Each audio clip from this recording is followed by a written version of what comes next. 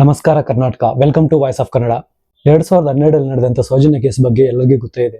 ಈಗ ಅದೇ ರೀತಿಯಲ್ಲಿ ಒಂದು ಚಿಕ್ಕ ಮಗು ಮೇಲೆ 14 ವರ್ಷದ ಒಂದು ಚಿಕ್ಕ ಮಗು ಮೇಲೆ ಮಾನವ ಮೃಗಗಳು ಬಾಯಲ್ಲಿ ಹೇಳೋಕು ಆಗದೇ ಇರೋ ರೀತಿಯಲ್ಲಿ ಒಂದು ಸಂಘಟನೆ ಮಾಡಲಾಗಿದೆ.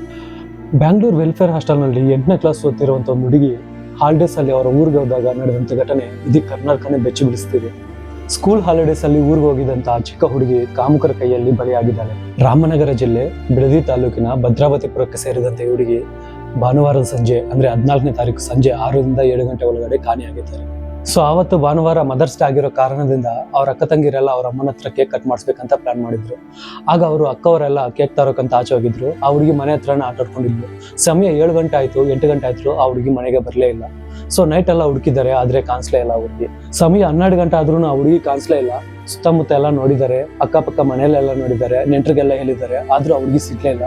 ಸೊ ಈಗ ಆಗಲ್ಲ ಅಂತ ಭಯ ಪಟ್ಕೊಂಡು ಪೊಲೀಸ್ ಸ್ಟೇಷನ್ ಕಂಪ್ಲೀಟ್ ಮಾಡಕ್ ಹೋದ್ರೆ ಪೊಲೀಸ್ ಅವ್ರು ಏನಂದ್ರು ಗೊತ್ತಾ?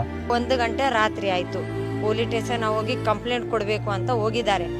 1 ಗಂಟೆ ರಾತ್ರಿನೂ ಹೋಗಿದ್ದಾರೆ. ಅವರು ಕಂಪ್ಲೇಂಟು ರಾತ್ರಿ ಹೊತ್ತು ತಗೊಂಡಿಲ್ಲ, ಬೆಳಗ್ಗೆ ಬನ್ನಿ ಕಂಪ್ಲೇಂಟ್ ನಾವು ತಗೋತೀವಿ ಅಂತ ಹೇಳಿದ್ದಾರೆ. ಭಾನುವಾರ ಆಟ ಆಡ್ಕೊಂಡು ಖುಷಿ ಆಗಿದ್ದಂತ ಹುಡುಗಿ ಸೋಮವಾರ ಬೆಳಗ್ಗೆ ಒಂದು ಶವವಾಗಿ ಒಂದು ರೈಲ್ವೆ ಟ್ರ್ಯಾಕ್ ಪಕ್ಕದಲ್ಲಿ ಶವವಾಗಿ ಸಿಕ್ಕಿದ್ದಾರೆ. ಅದು ಕೂಡ ಬಾಯಲ್ಲಿ ಹೇಳ್ದೇ ಇರಕ್ಕೂ ಆಗದೆ ರೀತಿಯಲ್ಲಿ. ಅಷ್ಟು ಚಿಕ್ಕ ಹುಡುಗಿ ಮೇಲೆ ಮಾನವ ಮೃಗಗಳು ಮಾಡಿದ್ದಂತ ಕೃತ್ಯಗಳನ್ನ ನೋಡಿದರೆ ರಕ್ತ ಕುದಿಯುತ್ತೆ. ಇಂಥವ್ರು ಕೂಡ ಭೂಮಿ ಮೇಲೆ ಬದುಕಿದ್ರ ಅನ್ಸುತ್ತೆ. ಈ ಘಟನೆ ನಡೆದಿರೋದು ಕೂಡ ಎಲ್ಲೋ ಕಾಡಲ್ಲ, ಮನುಷ್ಯರಿದ್ದಂತ ಒಂದು ಗ್ರಾಮದಲ್ಲೇ. ಅದು ಕೂಡ ಸಂಜೆ 6ರಿಂದ 7 ಗಂಟೆ ಸಮಯದಲ್ಲಿ. ಸಂಜೆ ಆದ್ರೆ ಆ ಗ್ರಾಮದಲ್ಲಿ ಕರೆಂಟ್ ಕೂಡ ಕರೆಕ್ಟ್ ಆಗಿರಲ್ಲ. ಸುತ್ತಮುತ್ತ ಆ ಘಟನೆ ನಡೆದ ಸುತ್ತಮುತ್ತ ಒಂದು CC ಕ್ಯಾಮ್ರಾ ಕೂಡ ಇಲ್ಲ ಅಂದ್ರೆ ನಮ್ಮ ಸೆಕ್ಯೂರಿಟಿ ಸಿಸ್ಟಮ್, ನಮ್ಮ ಪಬ್ಲಿಕ್ ಸೆಕ್ಯೂರಿಟಿ ಸಿಸ್ಟಮ್ ಹೇಗಿದೆ ಅಂತ ಗೊತ್ತಾಗ್ತದೆ. ಈ ಘಟನೆ ಆಗಿ ಆಲ್ಮೋಸ್ಟ್ 48 ಕಾಲ ಆಗ್ತಿದೆ. ಆದ್ರೆ ಆ ಮಾನವ ಮೃಗಗಳ ಬಗ್ಗೆ ಇದುವರೆಗೂ ಒಂದು ಮಾಹಿತಿ ಕೂಡ ಸಿಕ್ಕಿಲ್ಲ. ಆ ಚಿಕ್ಕ ಹುಡುಗಿ ಮೇಲೆ ನಡೆದಂತ ಕೃತ್ಯಗಳು ಆ ತಾಯಿ ಮಾತಲ್ಲಿ ಕೇಳ್ತಿದ್ರೆ ನಿಜವಾಗ್ಲೂ ಎಂತವ್ರಿಗಾದ್ರೂ ಕಣ್ಣಲ್ಲಿ ನೀರು ಬರುತ್ತೆ.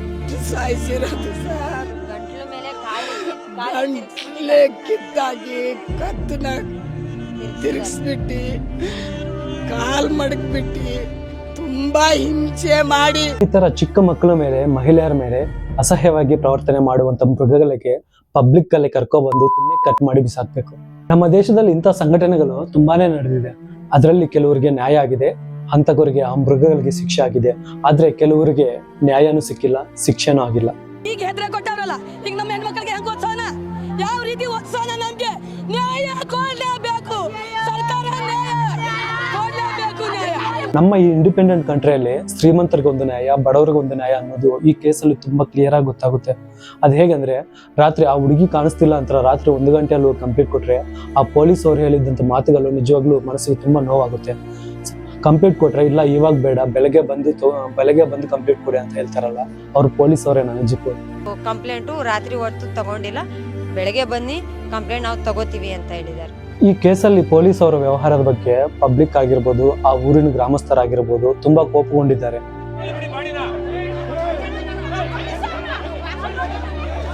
ಪೊಲೀಸರ ಮೇಲಾಗ್ಲಿ, ಸರ್ಕಾರದ ಮೇಲಾಗ್ಲಿ ಜನರಿಗೆ ಅಷ್ಟು ನಂಬಿಕೆ ಇದೆ. ಆದ್ರೆ ಇಂಥ ಕೇಸುಗಳಲ್ಲಿ ಅವ್ರನ್ನ ಈ ಕೇಸ್ಗಳನ್ನ ಮುಚ್ಚಕ್ ನೋಡಿದ್ರೆ, ಇಲ್ಲ ನೆಗ್ಲೆಕ್ಟ್ ಮಾಡಿದ್ರೆ ಜನಗಳು ಅವ್ರ ಮೇಲೆ ಇರೋ ನಂಬಿಕೆನ ಕಳ್ಕೊತಾರೆ. ಚಿಕ್ಕ ಮಕ್ಕಳ ಮೇಲೆ, ಹೆಂಗಸರ ಮೇಲೆ ಅತ್ಯಾಚಾರ ಮಾಡುವಂತ ಈ ನಾಯಿಗಳಿಗೆ, ಬೀದಿ ನಾಯಿಗಳಿಗೆ, ಈ ಮೃಗಗಳಿಗೆ ಕಠಿಣವಾದ ಶಿಕ್ಷೆ ಆಗ್ಬೇಕು. ಇಷ್ಟು ದೊಡ್ಡ ಡೆಮೋಕ್ರಸಿ ಕಂಟ್ರಿಯಲ್ಲಿ ತಪ್ಪು ನಡೆಯೋದು ಸಹಜ. ಆದ್ರೆ ಒಂದೇ ತಪ್ಪು ಪದೇ ಪದೇ ನಡೀತಾ ಇದ್ರೆ ಅದು ಯಾರು ತಪ್ಪಾಗುತ್ತೆ?